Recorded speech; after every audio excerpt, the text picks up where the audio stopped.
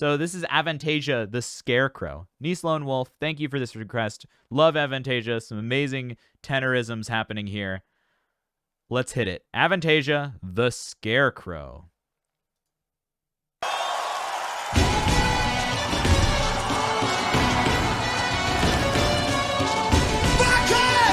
Wir sind Avantasia und ihr habt Spaß heute Abend, oder? Habt ihr Bock? Habt ihr Spaß?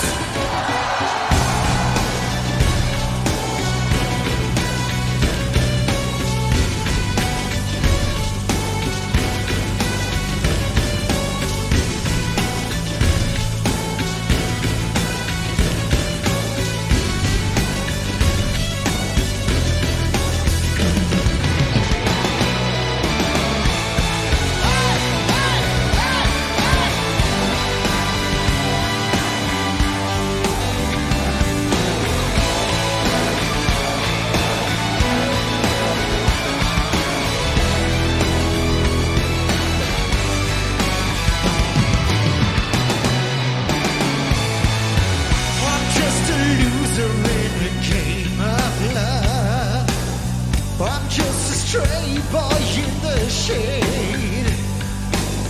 And how I wish to know what love is like, to find someone to contemplate.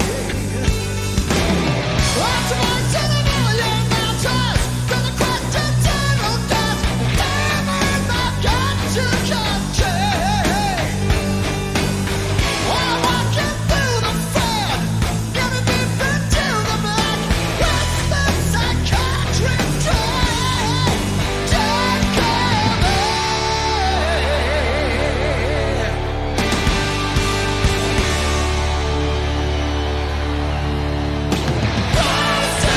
Okay, Donut Man, don't let Sky hear you say that.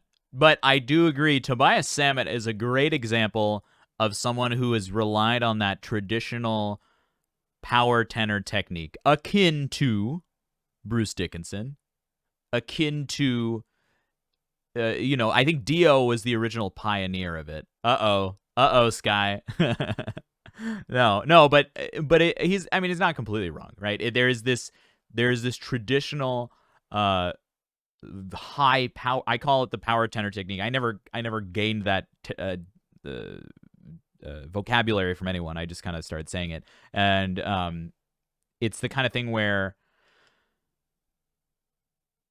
it's a combination of really amazing vocal technique, but also compromises that allow for the voice to get that extra steely, biting quality, right? Singing this way would not work in an operatic context, but with metal repertoire and metal sound and the sound on stage and the amount of energy they can put into the sound, it's a much more athletic type of singing than anything else. It's the most intense athletic kind of singing, because if you ever give up on the power from the breath or the voice, the power from the body specifically, then you verge on screaming. But it's really about tight roping that line between screaming and singing, creating tone with really broad resonance, with really, really piercing, cutting resonance, but also having the depth behind it.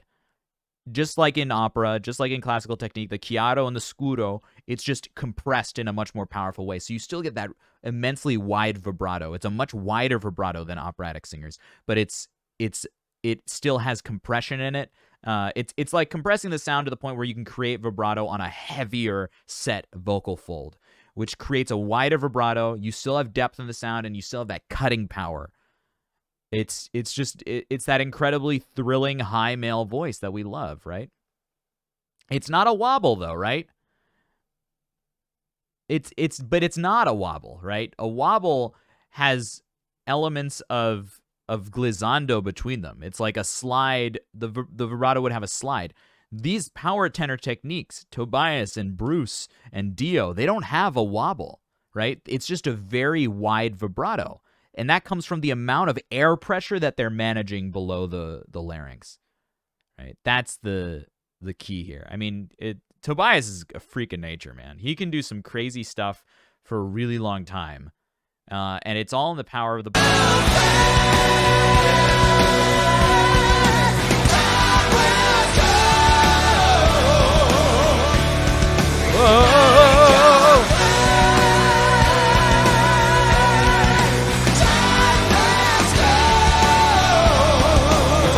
it's also really easy to fake this vibrato, right? I don't know if I've heard Jorn before. I don't know. We'll see. I might recognize the voice. I don't recognize the name. But it's an easily fakeable, like I can go, oh, but even that has signs of a wobble in it. To eliminate the wobble, you have to be completely devoted to the breath. And the throat needs to be relaxed. It can be compressed and relaxed, which is where we can get that steeliness as well as that depth above here, that expansion in the vocal tract, which is all the space above the larynx. It's easy to fake, but it's not. No, it's not easy to fake authentically. You can be like, oh shit, I totally peaked there. Oh, you can manufacture that sound and compress even a little more. Oh,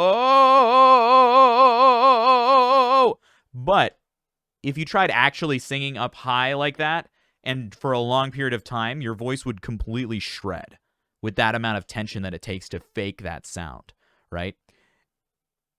In order to do it in a sustainable way, it needs to be like you're a heavy, like you're like an Olympic body, like an Olympic power lifter with your breath, right? Everything has to come from the core. That's why you shouldn't fake it. You should not fake it because you're going to hurt yourself by faking it, basically.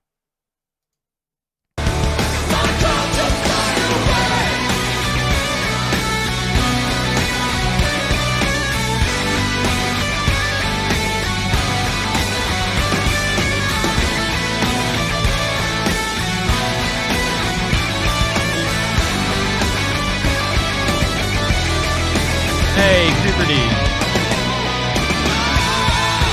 So you're an angel meant to walk down here, and you believe it's all divine, and you don't play by all those temporal rules.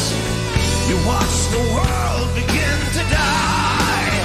Alright, when their lives been torn to pieces, I've been crashing from the sky.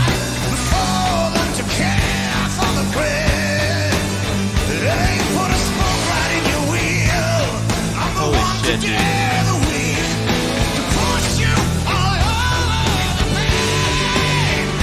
All right, so this is now a voice that's even more on the edge of like screaming, because this is Jorn, who is apparently going to steal this show, and I can kind of hear why, right? Jorn sings in a way that has that intense screaming grit. So if you really scream, I have an audition tomorrow, so I'm not even going to try. But if you really scream, you feel that pinch, right? That pinch. That's the same pinch that you can get by singing too tightly in any style, even in a clean way, right? The way we reduce that pinch, and that pinch is a result of just over-occluding the chords, we reduce that pinch by sending air faster, sending air more consistently. Specifically, faster is a better way of putting it. So that the voice can relax and yet still come together, right? So we're not just shoving the chords together. You can make actual resonance when the air goes through the chords. Jorn is a big guy, right? Big body, big lungs, lots of air, able to manage it. Thank you, says Weeza. I appreciate it. It's a virtual audition. I don't know. Virtual auditions always bug me. I've only done a couple, but they're going to be weird. Jorn's a big guy. He can create a lot of sound because of the amount of air he can use. However, more importantly, he's got those high Scandinavian cheekbones, as we talk about. A really good thing. All of these things contribute to his ability to manage that screaming sound. However, the only downside to that is that doing the scream for too long has the potential, if you're not doing it correctly, right, has the potential to really prevent you from singing any other way. Now, there are exceptions to that. There are singers who do this intense, gritty scream, more akin to like Whitesnake, right, that can also sing cleanly. But it's about learning to use the timbre of the vocal fry in a really compressed way, like vocal fry really compressed in a way that can be balanced with your breath. Not the healthiest form of singing, but it's really fucking cool, and it sounds awesome. So people make sacrifices for that. That's okay in my Bible of vocal rules, which doesn't exist because there's no such thing as vocal rules. There are just principles that you can rely on to help create the sound that you need to tell your story. Have to mention the survivorship bias inherent to these elite metal vocalists. The singers who don't have the genetics and technique to sustain this wind up wrecking their voices before we get to hear them. The Olympic power lifter is a great metaphor since there's a ton of lifters who just don't have the ability to sustain wear and tear on their bodies, get hurt and burn out. Yeah, absolutely. Yeah, and like I said, Sky, there are exceptions.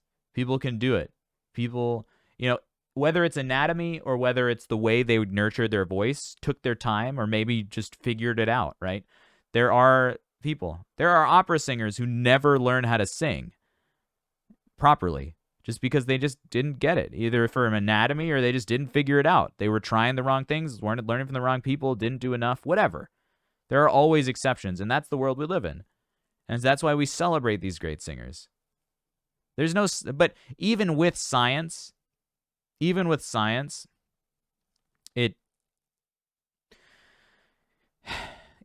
vocal science, relating that vocal science to the actual application is worlds apart. Yeah, I don't think it's just genes. It's nature and nurture, right? You could just get bad luck in how you tried to sing, in your mental approach to singing. Maybe you just got bad luck in how your voice is framed in your head, because the voice isn't something you can dig into and tweak and all that stuff. We can keep the conversation going. This is a long song, so let's keep it going, and we can talk about it a little more as we continue. Jorn, everybody. And notice he's still relying on the acoustic principles. Keep the open mask, not wrenching the jaw open, but just keeping everything flowing, energized.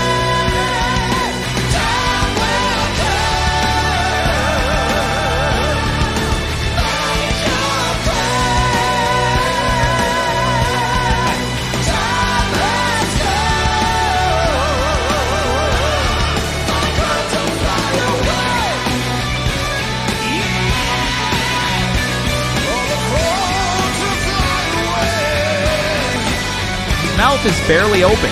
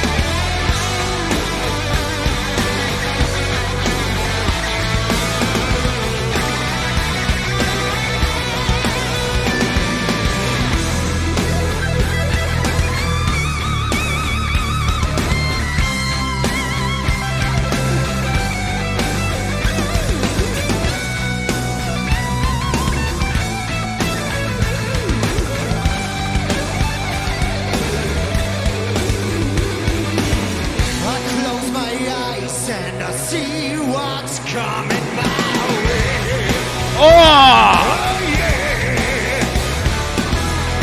He's got treasure in his eyes that is gonna take. All right, so now I hear the Bruce. I hear a little. I hear it. Yeah. I hear it. I hear a little. I hear it. I hear it a little bit.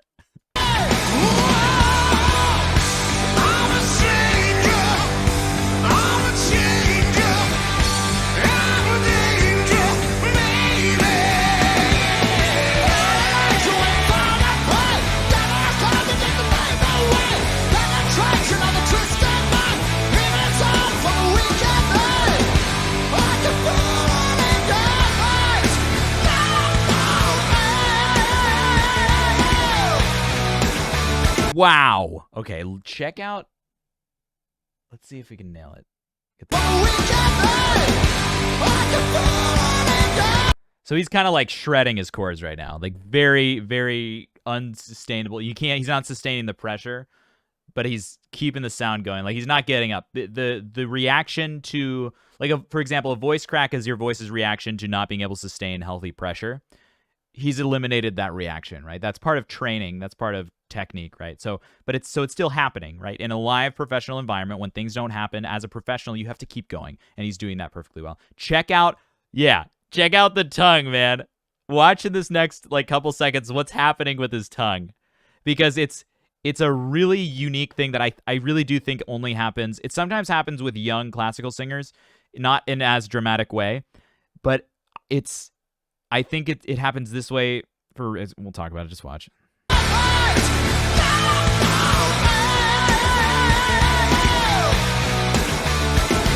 Because he's using so much air to create that. It's not like, that's not vibrato. He's like literally just pulsing the air. I take that back. It might be actual vibrato with the actual vibration, but it's so big. It's so wide that the larynx itself, I don't know how this would work healthily. So it's likely that it's being manufactured in this case. Considering he was just kind of like blowing out his chords, he needs to add a little more tension to get back into control of what's going on. So the larynx is moving up and down. It's connected to the back of the tongue, and therefore the tongue is also moving. Yeah. Like, so he has to do that to get into the sound, right? As a professional, if the natural, healthy, if the natural approach, which works, I'm not going to say healthy because that creates so many arguments, but the approach that he uses that works in good circumstances, if that's not working, you still have to figure out a way to make that sound as a professional with thousands of ticker buyers watching you. People paid money to see you. You're going to make that sound work. So he is wrenching to get that control back, which creates that ridiculous tongue movement, right? Not really noticeable. But that's what being a professional is about. That's why I'm helping you look in and see how these people are real people that do amazing things with their voices. It's not fair just to say they're God-given talent, born with it, whatever. That discounts so much of the actual work and amazingness that's going on here behind the scenes. Yeah, he is digging deep.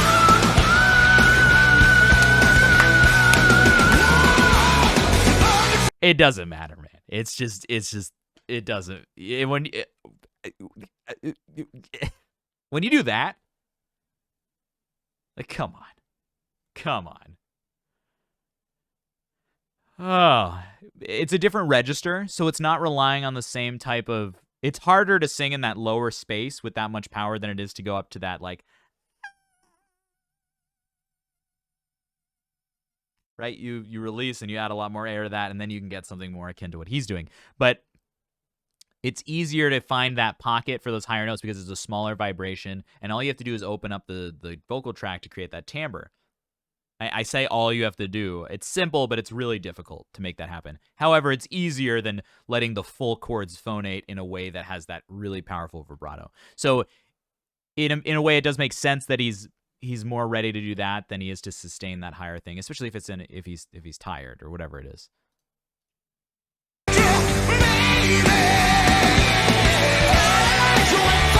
Watch the whole sequence.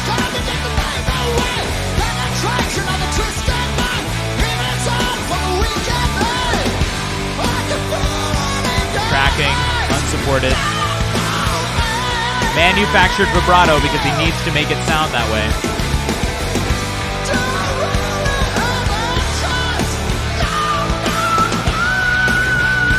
Switches registers, puts it just in the face. Nothing down here, all up here. Now Jorn is just shredding.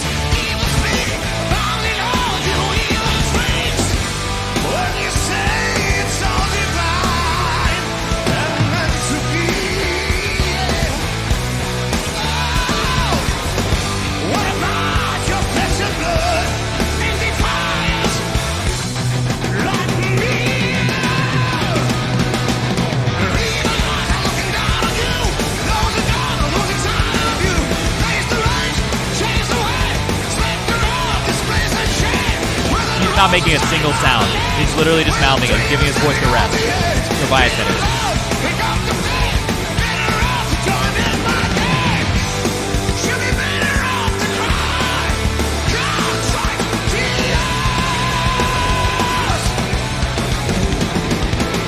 Ace, interesting comment.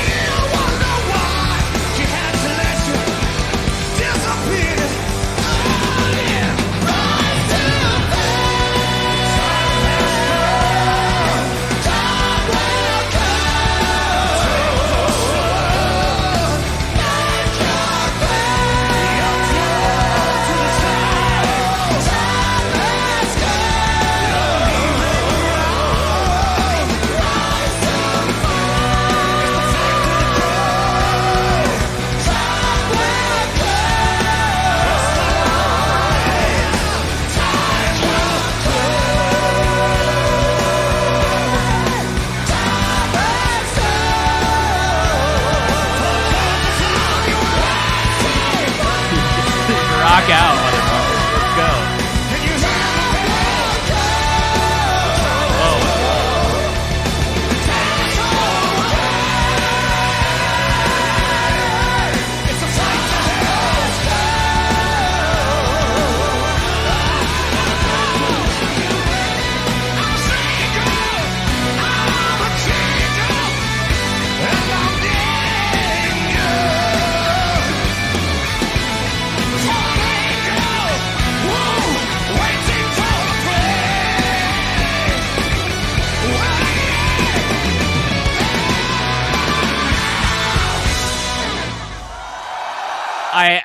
I don't have any other I don't have any other words, man. Like what they are the proof, right? Fuck science, fuck healthy voice technique.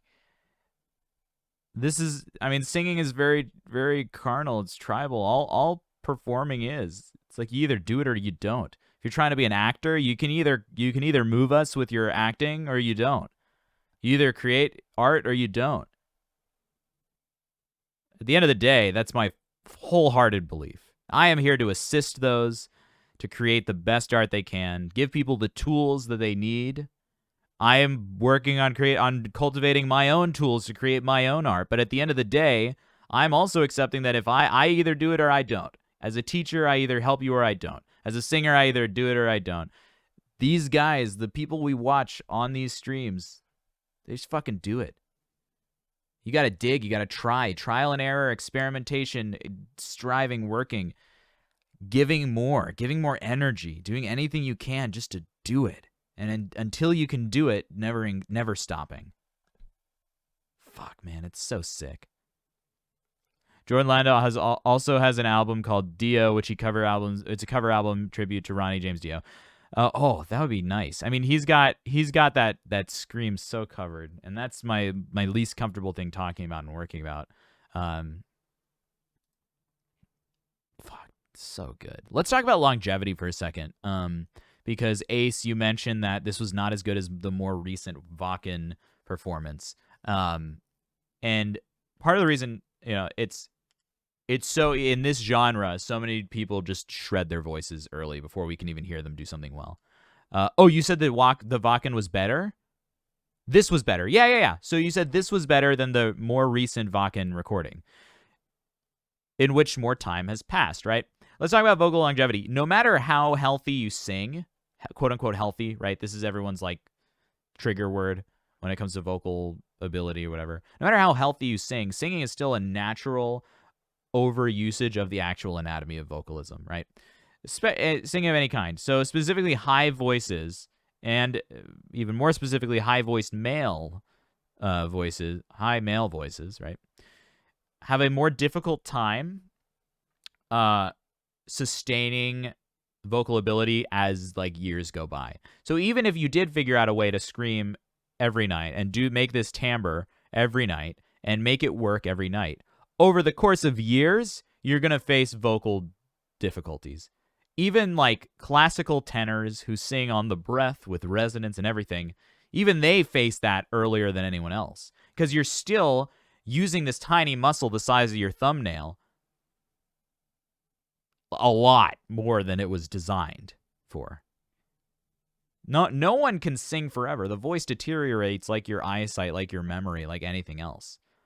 But overuse in a way that's unnatural, specifically the way that most high-voiced male voices work in a professional setting, is not, nothing is ultimately sustainable. It's like life, right?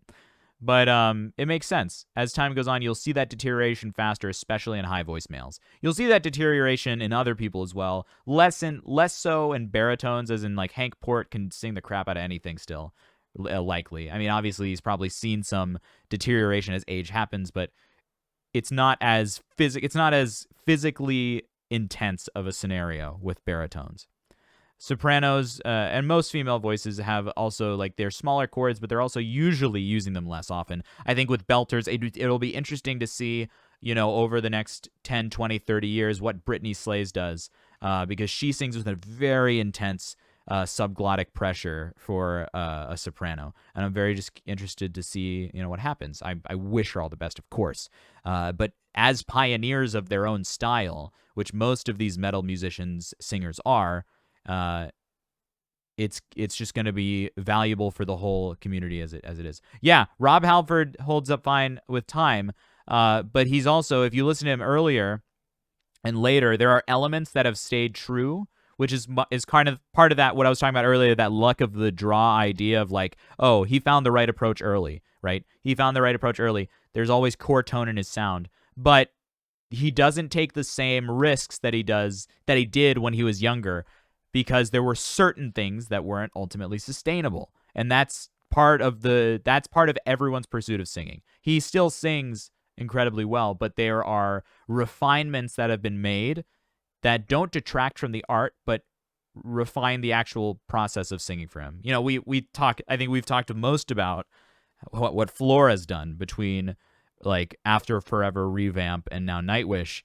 and how she has refined her technique to better optimize the use of energy, put it into a better place. Anyway, Avantasia the Scarecrow, Jorn and Tobias. Awesome, dude. I love just professionals at the height of their game, just doing some amazing shit. So good. Very good. Very good. Thank you for sharing this one, niece. I hope you get to see this, because I don't think you're here, but I'll let you know.